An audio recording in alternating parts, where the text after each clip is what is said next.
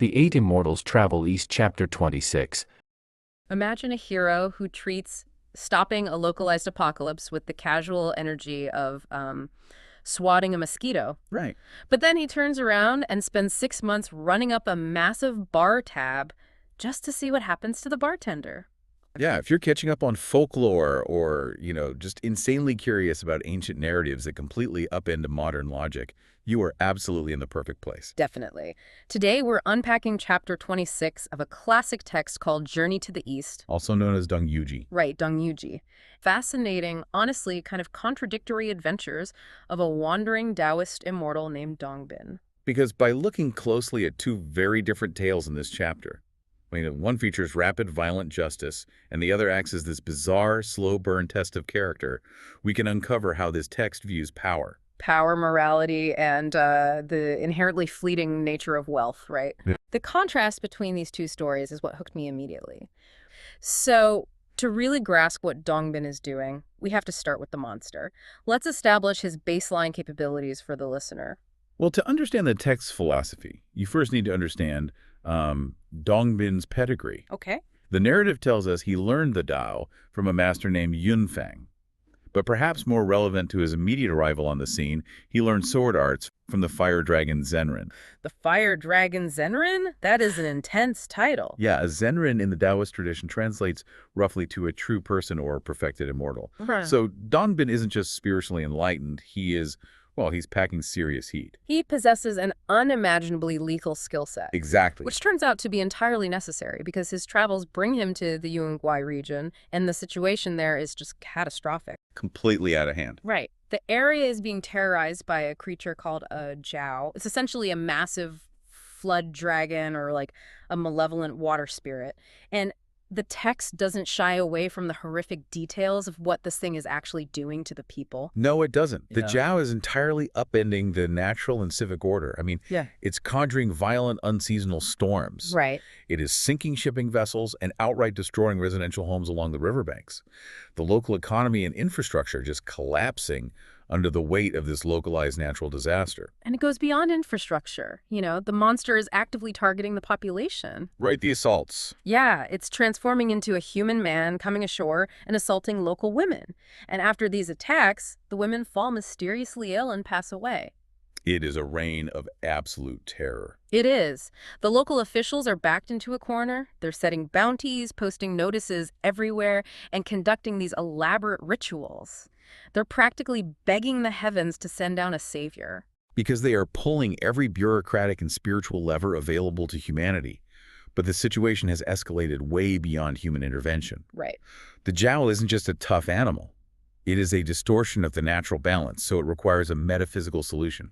Enter Dongbin. He walks right up to these frantic officials and calmly tells them, I can fix this. Don't worry. Just supreme confidence. Right. He doesn't ask for troops. He doesn't formulate a battle plan. He just steps up to the water, draws his sword, shouts a command, and simply hurls the blade directly into the river. The efficiency of the violence is what's really striking here. There is no protracted struggle or epic monologue. It takes maybe 5 seconds. Yeah. The text describes the river turning instantly blood red. The giant, lifeless body of the monster floats to the surface. And this is the part that totally blew my mind, the sword magically leaps right out of the water and slides perfectly back into Dongbin's scabbard. It's quite the visual. When I was reading this, the only comparison I could make was like a high-tech heat-seeking drone. Oh, that's a great analogy. Right. He locks onto the target, deploys the weapon, the strike is surgical and instant, and the drone just autonomously returns to base. It's completely effortless. But this is exactly where my brain hits a wall with this narrative. Let's unpack the friction there. What's bothering you about the resolution? It's his reaction to the victory. Oh, yeah. I mean, he solves this massive region-destroying crisis instantly. The town is saved. The officials are ecstatic. They immediately offer him mountains of gold and fine silk, the standard expected bounty for a hero. Which is standard, yes. But he actively rejects it. He refuses the money, gives them a cryptic fake name, calling himself Taoist Hui, and just walks away. Why? Right. Why do the ultimate heroes work, taking down a literal monster, only to aggressively reject the hero's welcome? Well, by refusing the gold and adopting a fake identity, Dongbin is actually establishing a core tenet of Taoist philosophy for the reader. Okay, how so? He intervenes not to gain status or to become wealthy or even to be remembered. He intervenes solely to restore natural balance. The balance, right. The Jiao was an aberration causing chaos. Dongbin removed the chaos. For him, the equation is solved. So accepting the reward would essentially undo the purity of the action. Exactly, it would tether him. In this philosophical framework, accepting gold or fame weaves you into the transactional fabric of human society. Which he doesn't want. No, it creates debts, expectations, and a public persona you then have to maintain. He has already transcended the material world.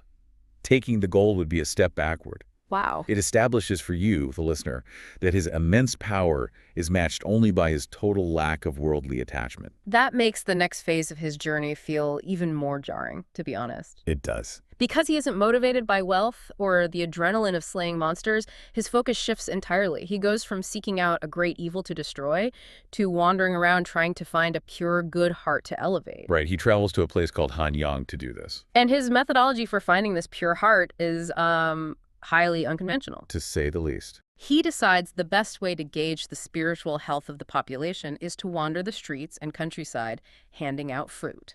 And according to the text, he deems every single person in the entire county unworthy. Yeah, he finds absolutely no one who meets his standard. So he abandons the fruit strategy entirely when he comes across a wine shop run by a man named Shin. The narrative pivot here takes us from an explosive fantasy action sequence straight into a grueling psychological endurance test. It really does. So Dongbin walks into Shin's wine shop, sits down, drinks heavily, and then simply stands up and leaves without paying his bill. Just walks out. Just walks out. And he doesn't just pull this stunt once. He repeats this exact routine, draining the shop's inventory and walking out on the tab every single day for half a year, 6 full months. And the crucial detail the text emphasizes is Shin's reaction. Throughout those entire 6 months, the shop owner never asks Dongbin for a single coin. Not once. He never complains, he never cuts him off, he never even brings it up. I have to call a timeout on the logic of this test because it feels like a bizarre precursor to a show like Undercover Boss. Right. You know, the CEO wears a bad disguise to see which employees are inherently good. But look at his metric for a pure heart. Relentless freeloading. It's an extreme metric. I keep trying to apply this to modern life. If someone comes into my business and consumes my product for 6 months without paying, and I just sit there and smile, I'm not a spiritual paragon, I'm a pushover. Sure. I'm a terrible business owner with no boundaries. Is the moral of this ancient text seriously that we should just let people walk all over us? That is the exact tension the text wants you to feel. You are applying a modern capitalistic boundary to a story about spiritual transcendence. Okay, fair. Think back to what Dongbin just did in the previous story. He refused mountains of gold. He operates completely outside the logic of commerce. He's looking for someone else who shares that detachment. So he's seeing if Shin's cares about money. It goes deeper than just not caring about money. Mm-hmm. He is testing Shin's detachment from the concept of transaction itself. The concept of transaction. Yeah. We live in a world governed by transactional logic. I provide you a service, you owe me compensation. If you don't pay me, a debt is formed, and with that debt comes resentment. Shin's lack of expectation is the massive anomaly Dongbin was searching for. Which explains why handing out fruit didn't work. Anyone can accept a free piece of fruit and look like a nice person. Exactly the point. Passive charity is easy. But quietly absorbing a daily loss to your livelihood for 6 months without letting it poison your mood, that requires a radical form of acceptance. Radical acceptance. Jin isn't just gritting his teeth and suppressing his anger. The text implies he genuinely allows the situation to unfold without trying to force a transactional outcome. That total lack of greed, that absence of friction with reality, is the pure heart. Okay, so Jin passes this excruciating 6-month vibe check. And because he endures this without succumbing to resentment, Dongbin finally decides it's time to settle the tab. Right. And this leads to his utterly unique, highly unconventional method of repayment.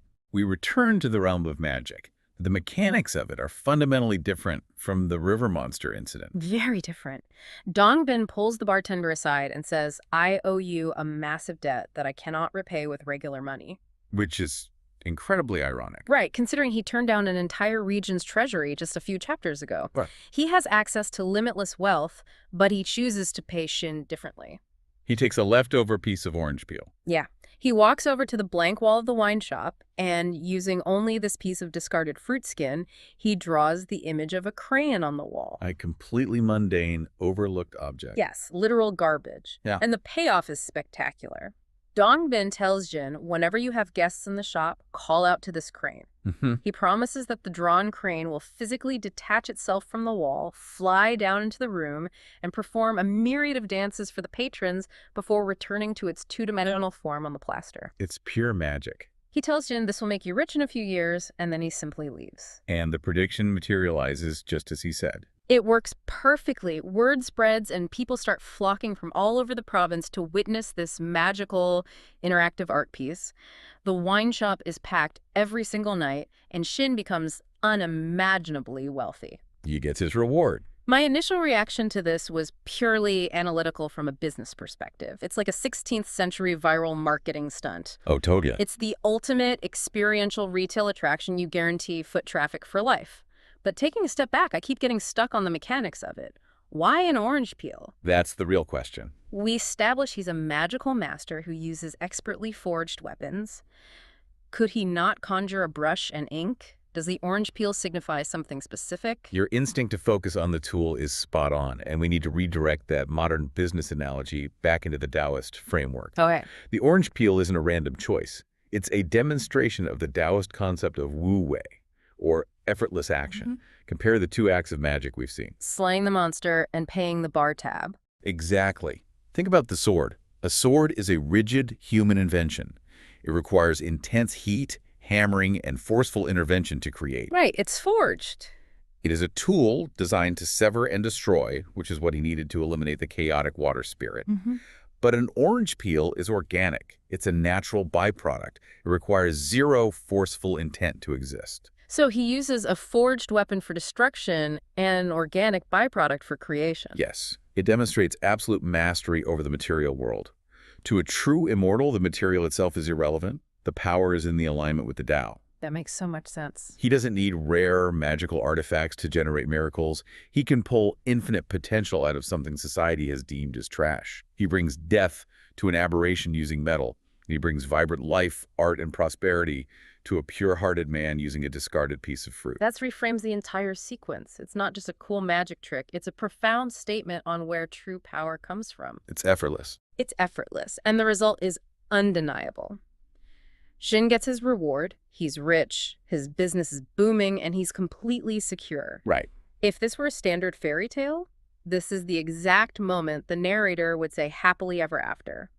But the text pushes past the happy ending into something much heavier. The final act of this story introduces a melancholic turn that forces you to reconsider the ultimate goal of the Taoist path. It's a severe left turn. So one day, after Shin has enjoyed this massive wealth for some time, Dongbin finally returns to the shop. And Jin is overjoyed. He is. He is so grateful for what Dongbin did that he throws a lavish, grand feast to welcome him back. And during this celebration, Dongbin looks at him and asks a very simple, direct question. He asks, "Do you have enough?" Which is perhaps the most difficult question a human being can be asked to answer honestly. Yeah, but Shin doesn't hesitate. He replies, "More than enough." He is entirely satisfied. He has reached the pinnacle of material comfort. He's content. Upon hearing this, Dongbin doesn't offer a speech or a grand farewell. He simply takes out his flute and plays it 3 times. And then the magic ends. At the sound of those notes, the magical crane peels itself off the wall for the very last time. It lands in front of Dongbin. Dongbin mounts the bird, rides it up into the empty sky, and disappears into the clouds forever. Leaving the wealthy bartender standing on the ground. Exactly.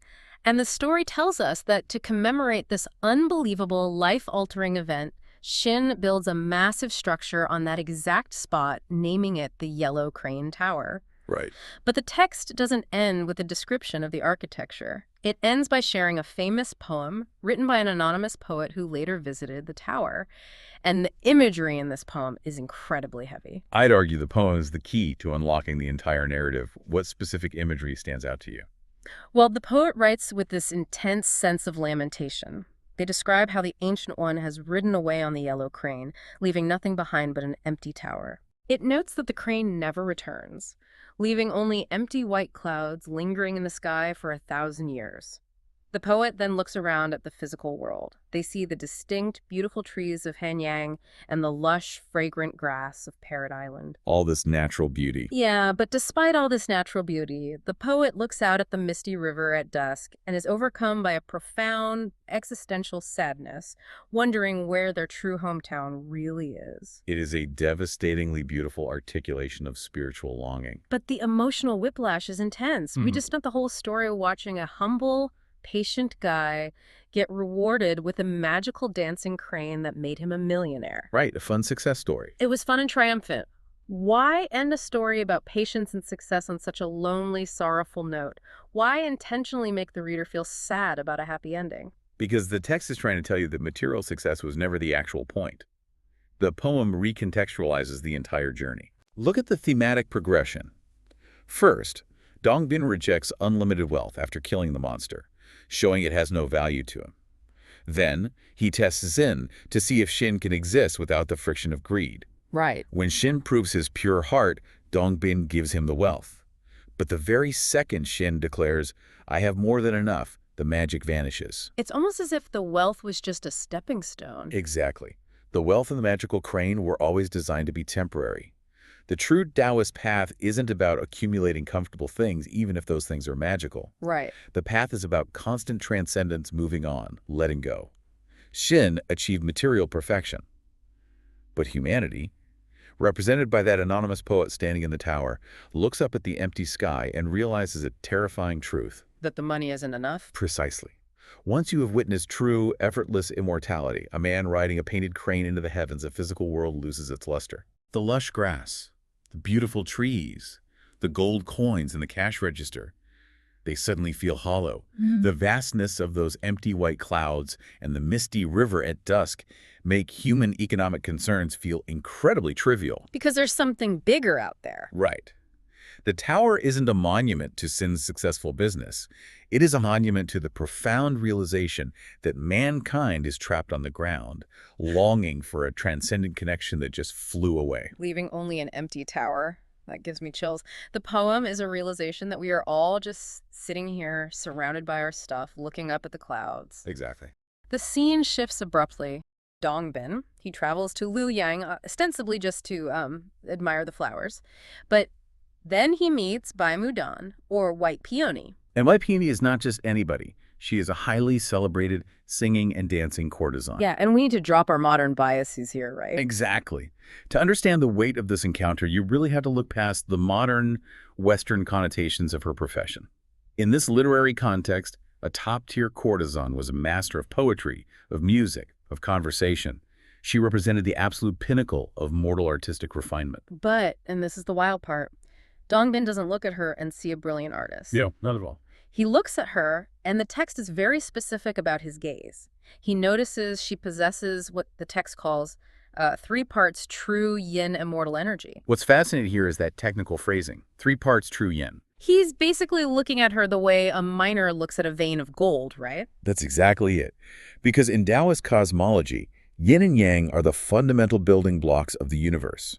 True yin isn't just a gendered concept, it's this highly concentrated, primordial life force. And Dongbin, being an immortal, he already has pure yang energy. Right, so when he looks at Bai Mudan, he realizes that her rare concentration of true yin could be used to fortify his own spiritual status. He's engaging in a concept known as the arts of the bedchamber. But like a predatory variation of it. Yes, a highly predatory variation. The transactional nature of this is key. He isn't there for romance. He is there to harvest her true yin to strengthen his pure yang. It's a calculated mystical power grab. So instead of, dual cultivation where 2 practitioners elevate each other, he's basically planning a spiritual short squeeze. A spiritual short squeeze, I love that. I mean, he wants to leverage her intrinsic value, inflate his own cosmic portfolio, and just leave her spiritually bankrupt. That captures the underlying mechanism perfectly. The goal in this specific technique is literally called plucking yin to nourish yang. Wow. Plucking yin. Yeah. He intends to stimulate and extract her life force while completely hoarding his own essence. It is an entirely transactional, extractive process that is just masquerading as intimacy. Because he essentially wants to bypass decades of solitary meditation by just siphoning her innate spiritual capital. Right, which obviously requires an elaborate layer of deception. Right, because he knows he can't just descend in his glowing divine form and announce, hey, I'm here to drain your primordial energy. That probably wouldn't go over very well. No, definitely not. So he has to play by the rules of the mortal world to get close to her. He transforms himself. He assumes the illusion of this staggeringly handsome, exceptionally wealthy, and talented scholar. He brings lavish gifts. He formally pays his respects. Yeah, he perfectly mimics all the social rituals required to court a woman of her high status. He builds a total psychological trap. He weaponizes the social currency of the mortal realm. By choosing that specific disguise of an elite scholar, he signals to her that he's a peer. Someone who appreciates her art. Exactly, someone who understands the complex etiquette of her world. He lowers her defenses by fulfilling her exact expectations of a perfect mortal suitor. Which demonstrates a really sophisticated and frankly cynical understanding of human desire. It's incredibly cynical, and the strategy is devastatingly effective. Yeah, they drink together, they share poetry, and eventually spend several nights together. But the text gives us a window into the invisible mechanics happening behind closed doors. Right, metaphysical side of things. Because during these encounters, Dongbin is continuously extracting her yin energy, but he never releases his pure yang. And the mechanics of this theft require intense focus from the immortal.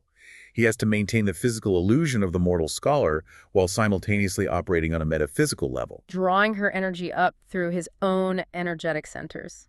Yes, his Dantians. All while keeping his own spiritual floodgates locked tight. It is a strictly one-way energetic current. He is taking everything and giving absolutely nothing back. Creating a severe spiritual imbalance in her. So what does this all mean for us looking back at it? I mean, he's basically a spiritual energy vampire. He really is. He puts on a fake profile as a wealthy scholar, showers her with gifts, but is secretly draining her life force. It's an ancient mythological catfishing scenario. It really is cosmic catfishing. And if we connect this to the bigger picture, it reveals a fascinating tension between the divine and mortal realms. Because of his internal state, right. Despite initiating this highly calculated heist, he starts to get super paranoid. Yes, his anxiety spikes. But not because he's having a crisis of conscience about using her. Right, he doesn't care about that at all. The text says he becomes acutely aware that he has lingered too long in the, quote, mortal dust. The phrase mortal dust is incredibly revealing here. It perfectly encapsulates the elite, immortal perspective of the human world. That it's transient and dirty. Exactly. It's dirty, and it is fundamentally beneath them. Dongbin is willing to wade into the dust to extract resources, but he is terrified of the stain it might leave on him. Wait, if the immortals genuinely view the human world as just dust beneath them, why would his peers even care what he does down there? That's a great question. Isn't intervening or even gossiping about mortal affairs just making them dirtier? Well, it isn't the interaction with mortals that offends the divine order. It is the indignity and the hypocrisy of the method. Ah. Immortals are supposed to have transcended earthly desires and transactional needs. So by sneaking into a tavern, disguising himself, and acting like a spiritual parasite, Dongbin is behaving like a low-level demon. Not an enlightened deity. Right. It is an immense reputational crisis for the entire pantheon. He is breaking rank, and in a highly structured mythological hierarchy, breaking rank threatens the legitimacy of their collective elevated status. So his panic is entirely self-serving. He's just worried about losing his standing in the immortal country club. Precisely. His primary fear is that his Taoist immortal peers will discover his behavior. And because he's so terrified of his friends finding out, he decides he needs to bolt. He makes up an excuse about needing to depart immediately.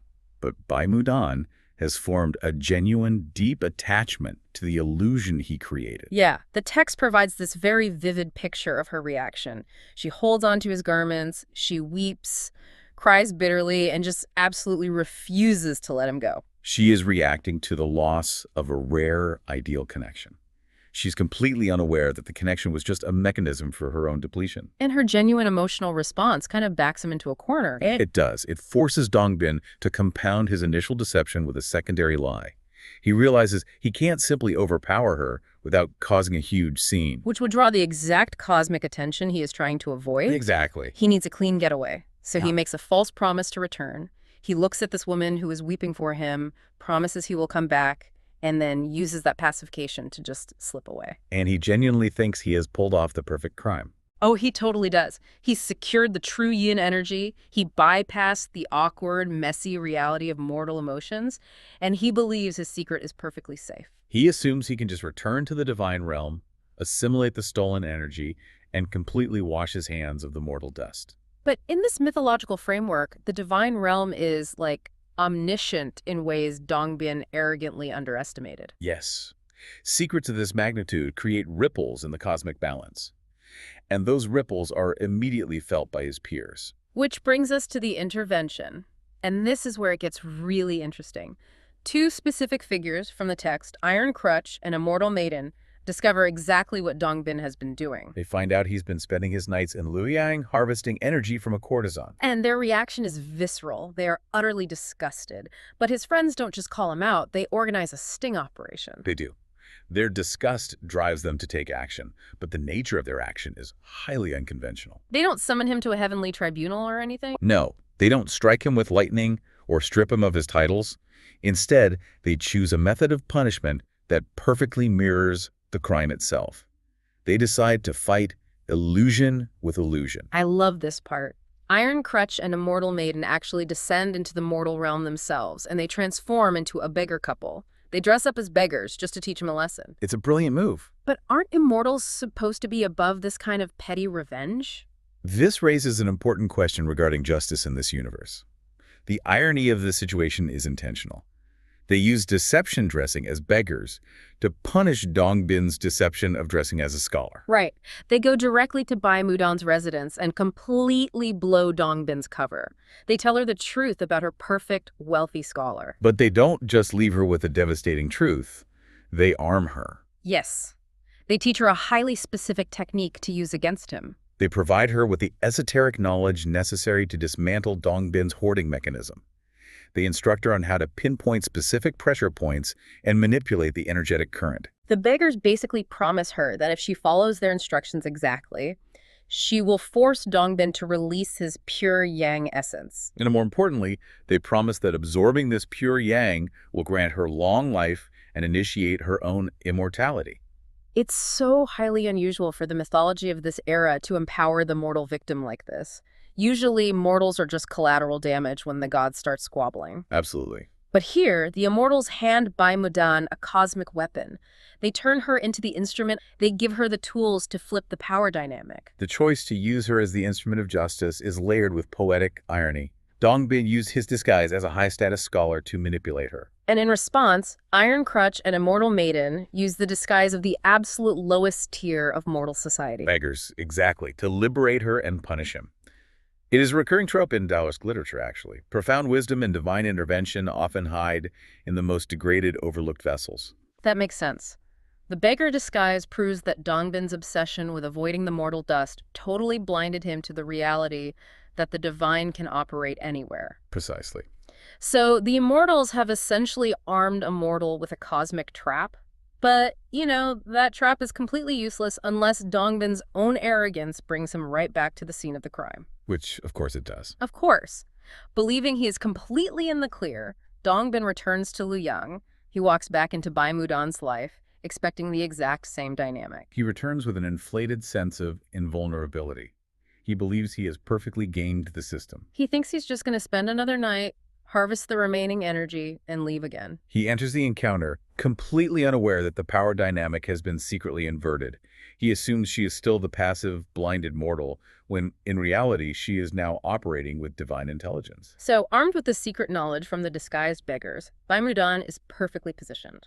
The text describes them spending the night together again, but this time she executes the plan. She applies the highly specific technique the beggar couple taught her. She reverses the energetic current, and the trap springs flawlessly.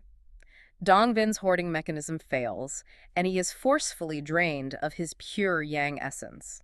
And the narrative notes his absolute profound shock. He loses his pure yang and is just absolutely shocked. He realizes immediately that his Taoist friends played a trick on him, right? Yes. The shock stems from a sudden, crushing realization. When his pure yang is released, He knows instantly that a mortal courtesan could not have independently deduced the mechanics of Taoist inner alchemy. Right, mortals don't just know how to do that. Exactly. He recognizes the signature of divine intervention. The scales fall from his eyes, and he realizes that his peers, his supposed brothers and sisters in the Tao, have orchestrated a masterclass in humiliation. It's a total collapse of his ego. He thought he was playing this brilliant game of three-dimensional chess, only to realize he was just a pawn on a board controlled by his A friend. very humbling moment for an immortal. Yeah, he loses the precious yang energy he was so desperately hoarding, and he loses it to the very woman he viewed as nothing more than a disposable battery. And the physical transfer of that energy radically alters Bai Mudan's existence. By absorbing the pure yang essence of a high-level deity, she is no longer an ordinary mortal. She has internalized the raw material of divinity. Exactly. The cosmic ledger, which Dongbin had heavily skewed in his own favor, has been forcefully rebalanced by transferring his wealth to her. So, having absorbed his pure yang with this immense new power vibrating inside her, she makes a really bold move. She looks at the defeated Dongbin and begs him to help her achieve full immortality right then and there. She wants him to provide the final teaching so she can leave the mortal dust behind immediately. This creates the philosophical climax of the excerpt. Right, because Dongbin has just been robbed, humiliated, and outsmarted. The typical mythological expectation here would be wrath. We would absolutely expect him to strike her down for daring to steal from a god, or to curse her for conspiring with his rivals. But he doesn't do any of that. His reaction is surprisingly measured. He looks at her and tells her, quote, "Your mortal ties are not yet fulfilled. They must be satisfied." That specific phrase carries a massive amount of weight. It really does. I mean, why can't she just fly up to the heavens now that she has the energy? Why is the human experience a mandatory requirement here? Because in this philosophical framework, spiritual energy is only one half of the equation for enlightenment. The other half is karma, or destiny. Ah, the mortal ties. Yes, mortal ties refer to the web of obligations, experiences, sufferings, and relationships that a soul is contracted to navigate in the human realm. You can trick a god and steal their pure yang, but you cannot bypass the curriculum of being human. The energy gives her the capacity for immortality, but it doesn't grant her the wisdom required to wield it. Precisely the point. Dongbin's response is deeply philosophical here. Despite losing his essence, he doesn't punish her.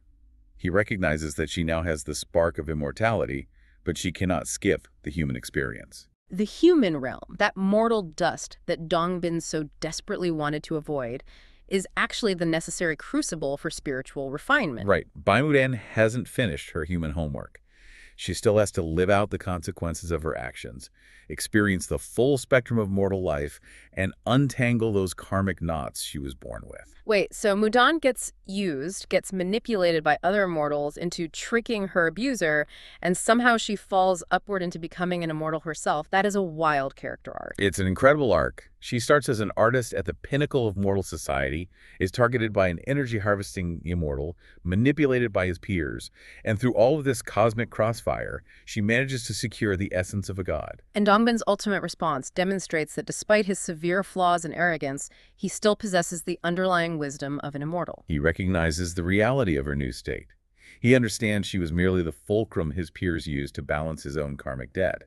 He accepts his defeat. He tells her she has to fulfill her mortal ties, but he doesn't leave her empty-handed. He hands her a magical item, telling her to take it to escape the mortal realm when the time comes.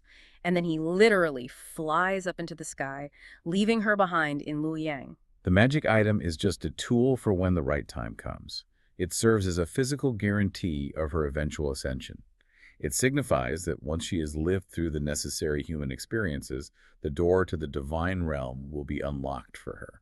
And the text concludes by noting that later, Bai Mudan does indeed transcend and become an immortal herself. It's a definitive, satisfying conclusion.